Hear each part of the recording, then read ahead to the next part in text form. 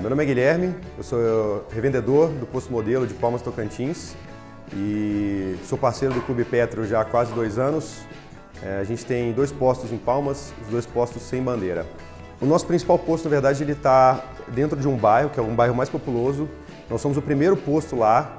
Nós chegamos a vender 200 mil litros, mas quando a gente era sozinho. E depois de algum tempo foram surgindo mais, hoje são 5 postos na mesma avenida. Antes de conhecer o Clube Petro, 2 meses antes da gente inaugurar, o posto estava vendendo 120 mil litros. Então tinha saído de 200, que foi o máximo, até 120.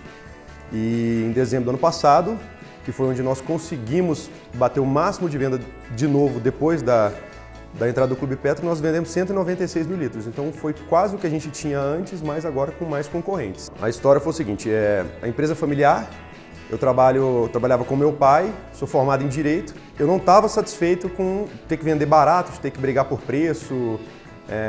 Aquilo ali não era meu habitat, não era o tipo de produto que eu consumia, não era o tipo de negócio que eu queria ter. E quando eu conheci, na verdade, o Clube Petro, ali ia ser a minha última tacada para ver se dava certo, se tinha como gerar valor naquele segmento e vender com algum valor que não fosse estritamente o preço. O nosso objetivo o meu objetivo, na verdade, quando coloquei o programa, era só pagar os custos dele, para que desse certo. A gente começou com o intuito de, o meu pensamento na época foi, se eles estão falando que é 20% em 90 dias, eu vou dobrar o prazo e reduzir a margem. Então nós vamos tentar 10% em 180, que era a minha ideia. E aí no primeiro mês nós já tivemos um crescimento de mais de 30%. Aí eu comecei a mudar toda a estrutura do posto, a minha própria mentalidade também, o mindset, para começar a resolver mesmo, a crescer buscando a prestação de serviço, a melhoria no atendimento, qualidade de produto. A gente nunca vendeu a prazo. Então, a gente tinha poucos clientes, na verdade, a prazo, escolhidos a dedos, e eram os que a gente conhecia pelo nome, 5, 6, de uma base que hoje ela está em 18 mil clientes, então era quase nada. E tinha necessidade, os meus frentistas às vezes sabiam quem era, porque abastecia todo dia, mas eu não conhecia o nome, eu não sabia quanto que abastecia, quantas vezes que ia no posto, qual combustível que abastecia. E o que eu falo, na verdade, é que o principal para mim hoje é isso. Eu até brinco que eu uso a questão do catálogo, dos prêmios, como uma desculpa para conseguir ter essas informações. Porque o que faz aumentar a venda é a manutenção do relacionamento. Se fosse preço em si, você só baixava o preço. Se você não criar relacionamento com o cliente, manter ele, não vai funcionar. Então, isso também era um problema, porque a gente já não tinha a cultura de o frentista ser um vendedor, nem de produto do posto. Ele só era um frentista. Ele só pegava o bico, colocava no carro, recebia o valor e pronto. Então, você tem que falar para esse cara que agora ele vai ter que abordar o cliente, pedir o CPF, mostrar um catálogo, dizer que é um programa de fidelidade, lembrar de pontuar, chamar o cara pelo nome porque aparece no terminal. Isso era um problema grande, mas assim, era o único jeito de dar certo, era convencê-los a fazer isso. Então, a gente criou um sistema de metas, um acompanhamento de perto, que a gente chama de marcação cerrada lá, que tem que estar o tempo inteiro atrás do cara, olhando os números dele, ver o cara que desempenha bem e o cara que desempenha mal, por que o cara que desempenha bem, o que ele tem de benefício que a gente pode passar para o cara que desempenha mal, e aquele cara que não tem jeito mesmo, tem que tirar da equipe, senão ele vai prejudicar o desempenho do projeto. E aí esses a gente tirou. Só no primeiro mês foram, sei lá, 3 pessoas que tiveram que sair da equipe, mas assim, isso foi o necessário para chegar onde a gente está hoje, de ter uma cultura do pessoal que eles sabem que isso é importante.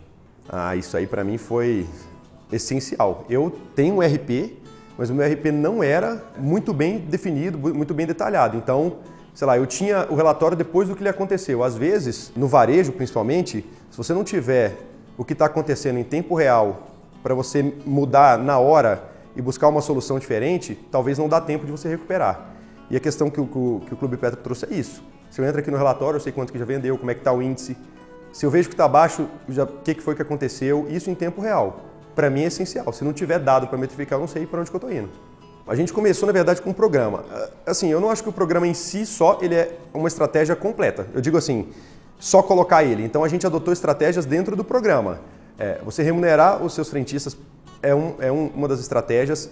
Manter um relacionamento contínuo. Não pode passar muito tempo sem fazer uma promoção para esse cara. Se você não tiver a regra de relacionamento para trazer o cara de novo, se não tiver uma promoção, uma renovação de catálogo, se o processo do Clube Petro não for renovado e atualizado constantemente, uma hora esse cara vai parar de ver vantagem e ele vai sair. Depois disso, quando isso começou a fazer muito sentido para a gente e aí começou a aumentar bem as vendas, aí nós fomos buscar outras ferramentas, que é o que você me perguntou. Então, melhoria de atendimento. Então, a gente foi buscar cliente oculto para saber como é que estava o nosso atendimento em si. E aí, treinamento para poder resolver isso aí. E aí, melhoria da imagem do posto, porque antes era uma e agora é outra. Isso foram ferramentas que a gente vai agregando para não perder o cliente. Vou até falar que eu estou puxando o saco, né? Mas eu falo assim, para mim, ele foi decisivo, porque se não desse certo ali, eu não ia mexer mais com isso. Eu ia fazer outra coisa. Então, eu sabia que... Eu me perguntava se tinha como estar nesse segmento gerando valor além de preço, mas eu não tinha resposta. Porque todas as vezes que eu tentava buscar uma resposta, a resposta era não. Aquilo ia me enviesando para não dá. Não, se eu fizer um uniforme mais bonito, se eu fizer qualquer coisa, isso é gasto e isso não vai trazer venda, porque não trazia. Então, o Clube Petro foi a ferramenta certa, e aí, depois daquilo, tem outro Guilherme, tem outro posto modelo. Foi aí que começou a mudar a mentalidade para poder buscar inovação, melhoria de atendimento. Então, para mim, ele foi decisivo, porque se não desse certo ou não tivesse encontrado, não ia ter nada do que tem hoje. Sem dúvida, eu falo isso aos quatro ventos.